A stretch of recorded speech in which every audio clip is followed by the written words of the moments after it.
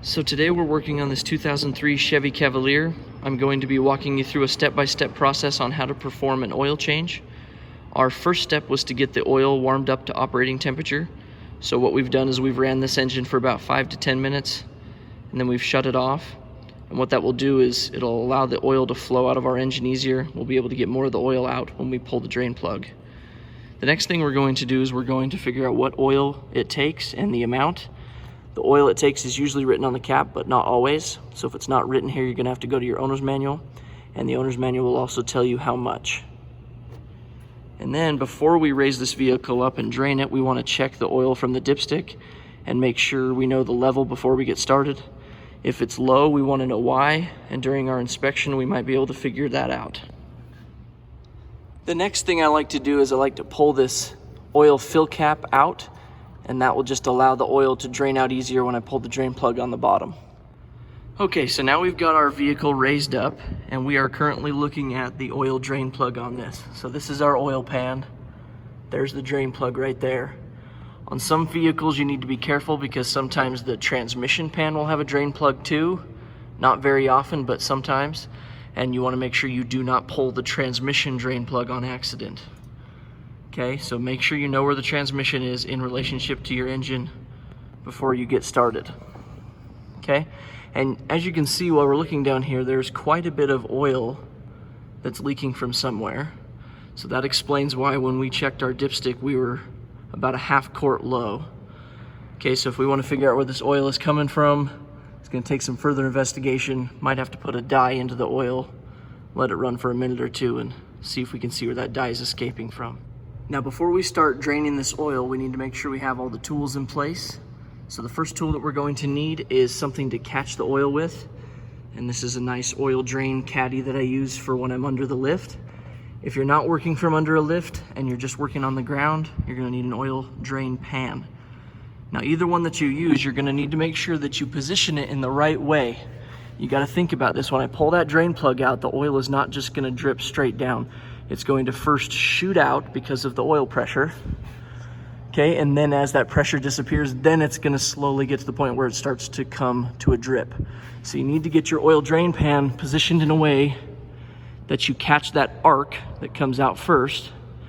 And then what you might have to do is move the drain pan closer as it starts to slow down.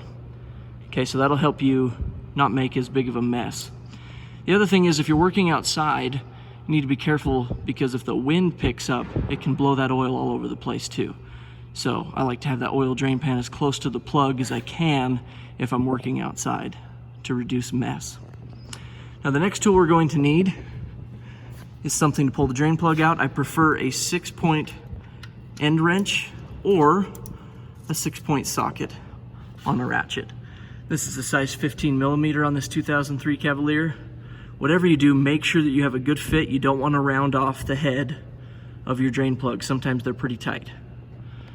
Okay, so now we're ready to actually pull this drain plug and start draining the oil. I've got my pan already positioned.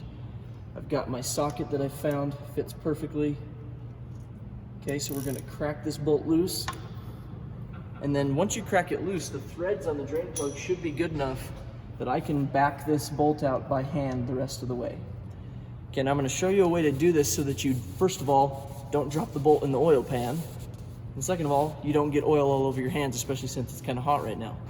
So what you're going to do is as you back out this bolt, you're going to apply an inward force with your hands so that the oil does not start draining until I'm actually ready to pull the bolt out. So I'm pushing this way right now as I twist. As soon as I feel those threads free, then I'll pull it away just like that, okay? So I still have the bolt in my hand. I didn't get any oil on my hand. No mess was made. That's how you do that. Now once you get this bolt out, most of them have a magnet on the end. You want to inspect that because you want to make sure there's not metal debris in the bottom of your oil pan. The other thing you want to look at is this seal that's around the edge. If it needs replaced, you're going to want to do that. On this style plug, if that seal needs replaced, you got to get a whole new plug. Okay? Now you saw how much force that oil shot out with, but you can see it's already starting to slow down, so we're gonna have to move our pan a little bit closer to the drain plug now. Okay, so we've let this oil drain almost completely. You're never gonna get to the point where it stops. You're gonna get to the point eventually where it just drips slowly, but you'll be here forever waiting for all the oil to get out. So when you're doing your oil change, I usually wait till I get to just a little bit of a drip, and once I'm to that point, then I can go ahead and put my drain plug back in. I've cleaned it up, wiped it down, and you always put it in by hand first, so that way you do not cross thread the plug. Okay? And then when you're ready to tighten it up, there's a torque specification for how tight you go on these. Now, some people might call me out on this, but I do not tighten this bolt to torque specification. And the reason is this is one of the most removed bolts on the entire vehicle. So these threads get a little tired, they get a little weak over time. So if I keep torquing it to the specification that was recommended by the manufacturer in the beginning, my experience shows that you'll end up stripping some of these threads out by doing that. So I don't do that anymore. Instead, what I do is I take my ratchet, and instead of turning it with my hand clear down here at the bottom, I get it way up here on the head where I have no leverage anymore, and that's about as tight as I go with that plug. And so from my experience, that is plenty, and that's how I do it. But again, other people might have some different opinions on that, and that's okay. So I've got the oil all drained out of this engine, and usually what I would do next is I would locate the oil filter, which is usually right down here somewhere, and I would pull it next. However, on this 2003 Cavalier, the oil filter is up top, so I'll show you that here in a second. So we're pretty much done down here on the bottom. You can go ahead and do a visual inspection of all the components down low. But as far as the oil change part of this, we are done. I've cleaned up my mess. I don't want anything dripping in the driveway of the customer after we've done a fresh oil change. They might think we did something wrong, when in reality you might have just forgot to wipe something. But I've cleaned it all up with a rag, and if it made a really big mess, you might use some brake cleaner to help clean up that mess. Okay, so we're back here on the top of the engine, and I told you before that the oil filter is located up here on this 2003 Chevy Cavalier. And so if you look right down here under the intake manifold, that little plastic hex down there is our oil filter cap. Now this oil filter might look different to some of you than what you're used to. It is not a canister style oil filter. Instead, it's got a housing, and we remove that housing, and what we're going to find on the inside, when you open up the box here, is a filter that looks like this, which is pretty much what's on the inside of all oil filters. The only difference is this time, on this particular vehicle, we don't have the metal shell that goes around it. Instead, it sits inside a housing on the engine right here. Okay, so the socket that we're going to need to remove that hex down there is 1.25 inches. And you can see they've given us this nice cutout on the intake manifold to make it easier to get our socket down in there. So let's go ahead and pull that out real quick, and we'll swap that oil filter. All right, so we've got our socket all ready to go, so we'll go ahead and remove that filter. Now be careful when you're using a socket, because you only have so much room to back it out before you run into the intake manifold. So don't go too far, you're gonna get stuck. You should just be able to crack it loose and get it the rest of the way by hand. I can't on this one, so what we're gonna do is use 1.25 inch end wrench to finish it. Now if you need to, you can remove the intake right here, but it's not necessary.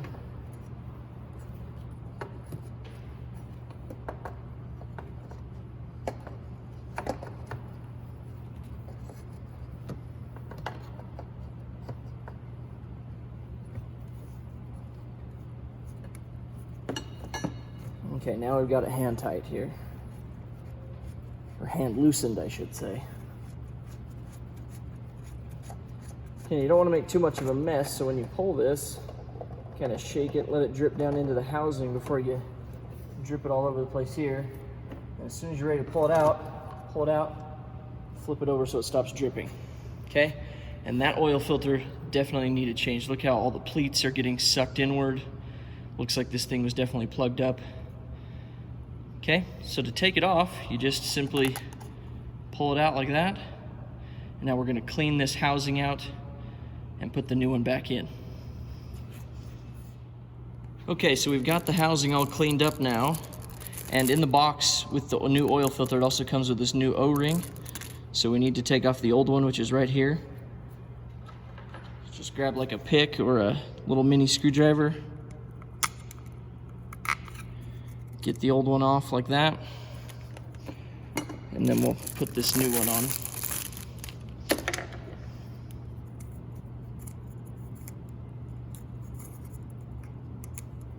Fingers are kind of slippery, so there we go.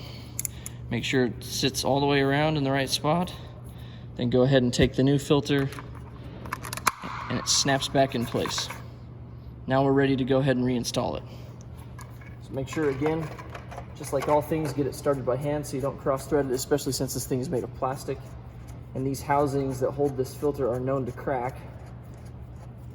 So popular, in fact, that most parts houses will keep many of these in stock, so that tells you something. Once you get it as tight as you can with your hand, you should be able to put the socket back on and go ahead and tighten her up. Now when you're tightening this thing, there is a torque specification written on the top of the plastic housing. But again, this is one of those things that I've broken many times before, so I just like to go to the point where I can feel that it has snugged itself right up against the metal of the engine.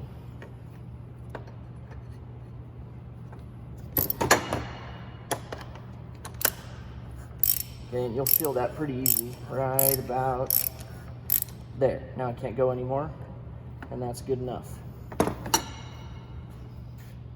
Now if you're doing an oil change where the oil filter's down low like you're used to, it's okay to use an oil filter wrench to remove those oil filters, but do not use the oil filter wrench to tighten them. You only want to go as tight as you can get with your hands. So give your hands a good wipe, make sure the filter's clean, and just get it tight like that. What will happen is, as the engine heats up and starts running, the expansion of that oil is actually going to suck that filter tighter to the engine anyways. So you just need it tight enough that it's not going to leak. According to our owner's manual, this thing takes 5 quarts of 5W30. So we've got our oil ready, we've got a funnel ready, and we are ready to start putting oil back in this engine. I recommend always using a funnel because no matter how good you think you are, almost everyone makes a mess if they don't use a funnel. So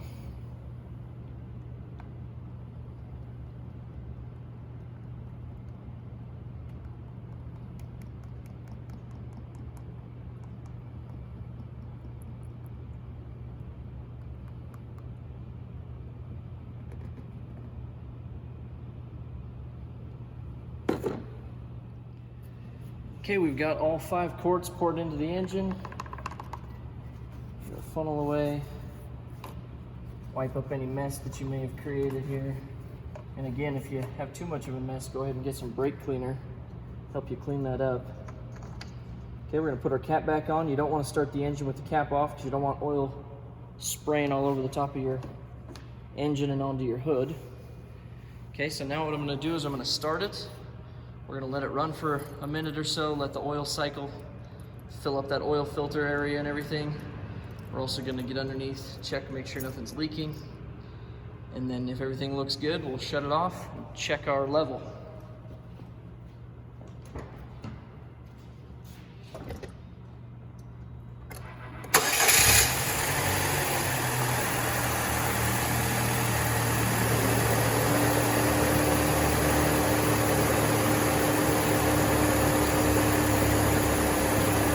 See any leaks, so that's good. Filter looks good. Shut it off.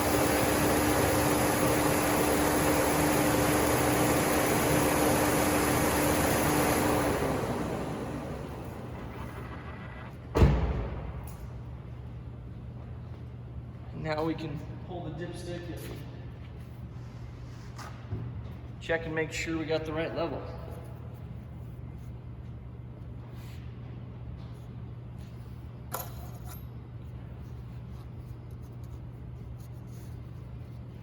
You want to make sure when you're done with this oil change that you're right on the full line of your dipstick, which we are. So everything looks good here. Go ahead and make sure all our caps are put back on. Everything's back in its place. And then we'll make sure we shut the hood properly. And that's how you do an oil change.